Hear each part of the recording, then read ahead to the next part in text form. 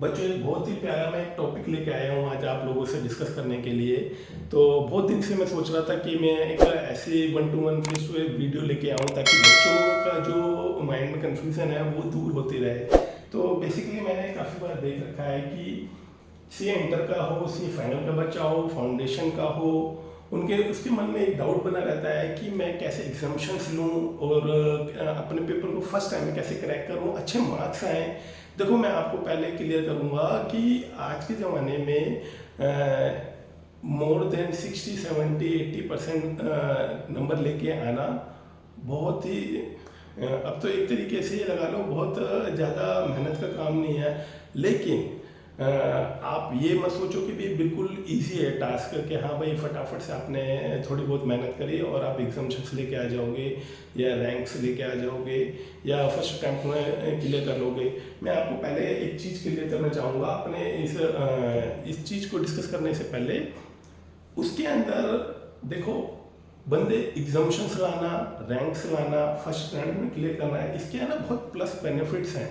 देखो, जब आप जॉब्स के लिए जाते हो तो कहीं बहुत बड़ी बड़ी एमएनसीज कंपनियों का या बहुत अच्छे मैन्युफैक्चरिंग का, पीएसयू का, बैंक्स का स्पेशल क्राइटेरिया होता है कि हाँ भाई हम ना फर्स्ट अटैम्प्ट, सेकंड अटैम्प्ट या इस तरीके से कोई एग्जामिशंस वाले जिन्होंने अपने एग्जाम्स में एग्जामिशंस करी हो, उसको अच्छी स्पेशलाइज नॉलेज हो, तो हम उसी बच्चे को पहले प्रेफर करेंगे रादर दैन दूसरा जो कि एक्सपीरियंस बंदा है। क्योंकि एक्सपीरियंस तो हम भी दे देंगे 6 महीने की, 3 महीने ट्रेनिंग के बाद, साल बाद, 2 साल बाद ये हमारे को वैसी परफॉर्मेंस दे सकता है। लेकिन हमें बेसिकली इसकी जो थ्योरेटिकल बैकग्राउंड है बहुत अच्छा मजबूत होना चाहिए।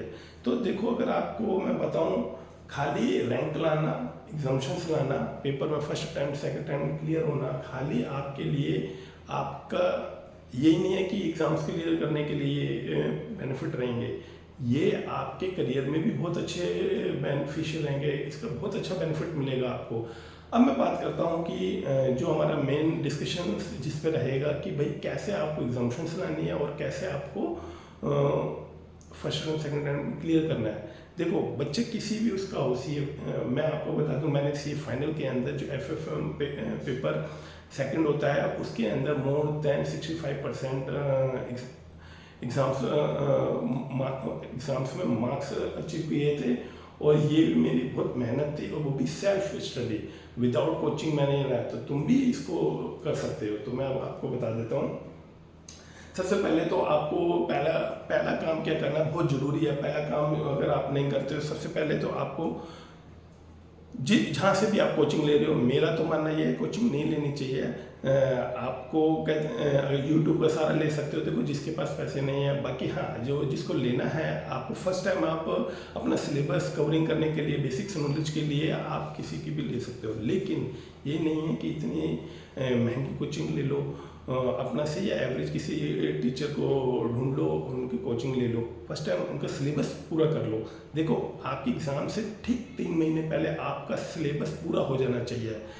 मैं आपको बता रहा हूँ उसके अंदर क्या करना है। अगर मैं स्पेशली ऐसे नहीं बोल रहा, मेरी एसएफएम के अंदर जो मैं बोलूँ, फाइनेंशियल मैनेजमेंट के अंदर या बोलूँ मैं एडवांस अकाउंटिंग के अंदर मेरी एग्जामिशंस आई, आपकी भी आ सकती है। लेकिन आपको फर्स्ट क्या करना है, पहले 3 महीने पहले सारा सिलेबस कंप्लीट कर लो। जैसे ही सारा सब कंप्लीट हो जाएगा, सेकंड फिर उसके बाद क्या करना है, आपको सेल्फ स्टडी करनी है। कम से कम 1.5 महीने, आपको 1.5 मंथ आपको बहुत अच्छी सी ये मेहनत करनी है, सेल्फ स्टडी करनी है, खुद को एक अच्छे नोट्स में अच्छे।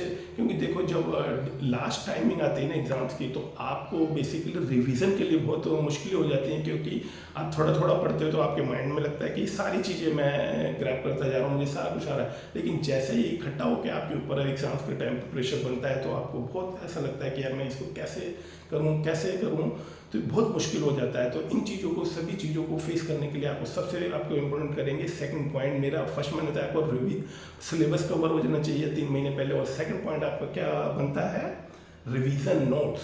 अगर आप रिवीजन नोट्स अगर आप बना लेते हो, तो उससे क्या हो जाएगा, आपके कैटेगराइज होता, आपने स्टैंडर्ड डिवीजन कर दिया कि पेपर 1 है, मेरे पेपर 1 के ये मेरे नोट्स हैं, थ्योरी के हैं, प्रैक्टिकल के ही हैं, इस तरीके से बांट देना है।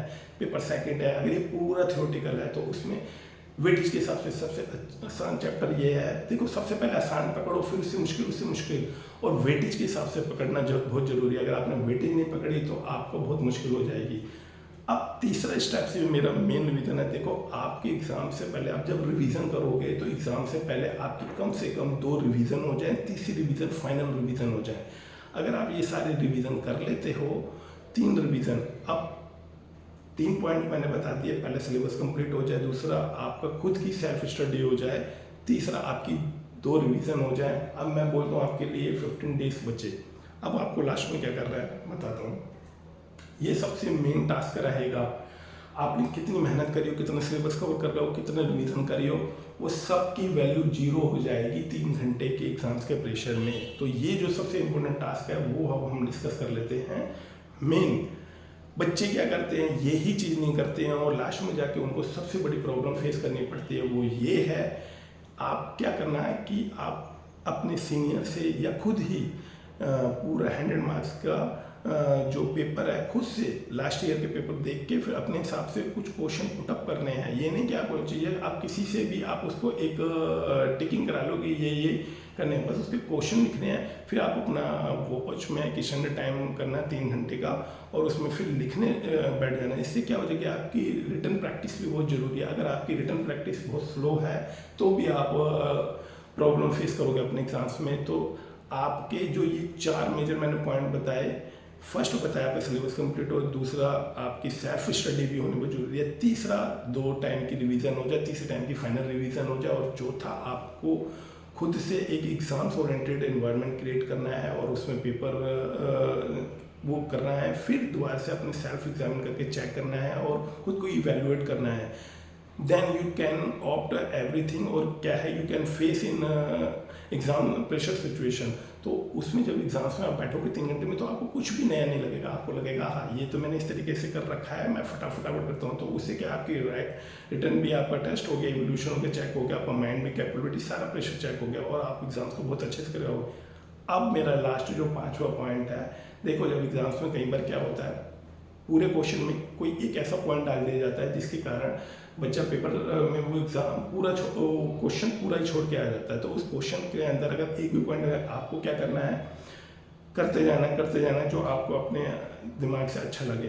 तो उसमें क्या है कि आपका स्टेप मार्क आपको जरूर मिलेंगे। स्टेपिंग मार्क जैसे ही मिलेंगे तो स्टेप मार्किंग में आप हो सकता है जहाँ पर आपको वो 5 मार्क्स का, 10 मार्क्स का, 16 मार्क्स का जो भी आपका क्वेश्चन आ रहा हो उसमें कुछ 0 मिलने से अच्छा है कुछ मिल जाए। तो ये आपके एग्जाम्शंस में बहुत हेल्प करेंगे। तो मैंने आपको पूरी के पूरा बताया, मैं एक बार इसको कंक्लूड कर देता हूँ। मेरा पहला स्टेप रहेगा सिलेबस कंप्लीट हो जाए बिफोर 3 मंथ। सेकंड स्टेप रहेगा मेरे 1.5 महीने के अंदर सेल्फ स्टडी हो जाए पूरी कंप्लीट। उसके बाद मेरे थर्ड स्टेप्स क्या रहेगा, मेरा 2 रिवीजन हो जाए। फिर मेरे लास्ट के 15 दिन में मेरा क्या है कि फाइनल रिवीजन प्लस खुद का सेल्फ चेकिंग, और लास्ट मेरे एग्जाम्स के अंदर बैठते हुए जब मैं एग्ज़ाम दे रहा हूँ मेरा कुछ भी नहीं छूटना चाहिए। तो ये 5 स्टेप्स अगर आप करेंगे तो आपको कोई रैंक्स लाने से नहीं रोक सकता, फर्स्ट रैंक सेकंड रैंक में आने से नहीं रोक सकता, और आपकी एग्जाम मैं कह रहा हूँ कुछ भी ना हो तो एग्जाम्शन आने में तोड़ता है। तो एग्जाम्शन बहुत ज़रूरी है ताकि बच्चे को नेक्स्ट अटैम्प्ट में जल्दी क्लियर होने का मौका मिल जाता है। और देखो बच्चों, अगर ये मेरी वीडियो बहुत अच्छी लगी हो, यूजफुल लगी, इन्फॉर्मेटिव लगी हो तो इसको लाइक करना ना भूलना और इसको शेयर करना भूलना ताकि ज़्यादा से ज़्यादा बच्चों को ये वीडियो पता लगे और वो जो अपने एग्जाम्स में जाके प्रॉब्लम फेस करते हैं, नहीं क्रैक कर पाते हैं, तो उनके लिए बहुत अच्छी मदद हेल्पफुल हो सके इस वीडियो से।